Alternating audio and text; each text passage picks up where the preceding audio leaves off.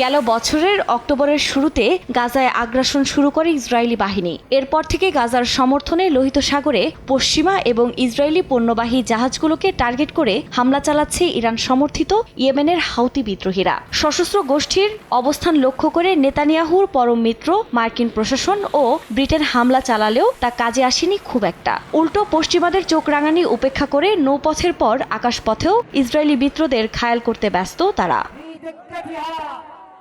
এর ধারাবাহিকতায় যুক্তরাষ্ট্রের একটি অত্যাধুনিক MQ-9 রিপার ড্রোন ভূপাতিত করার দাবি করে ইয়েমেনের বিদ্রোহী গোষ্ঠী হাউতিরা। রোববার হাউতিদের বরাতে বিভিন্ন আন্তর্জাতিক গণমাধ্যম জানায়, শুক্রবার বাইডেন প্রশাসনের ৩২৯ কোটি টাকার মূল্যবান ড্রোনটি তারা ভূপাতিত করে। গাজা যুদ্ধ শুরুর পর হাউতিদের হাতে ভূপাতিত তৃতীয় মার্কিন ড্রোন এটি।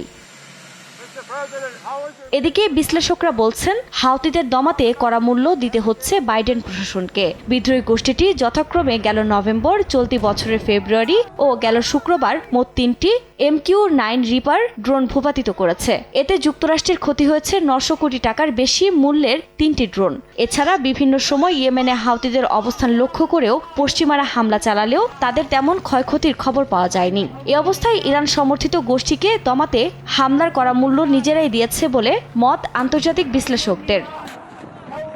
আফরিন মৌ, সময় সংবাদ।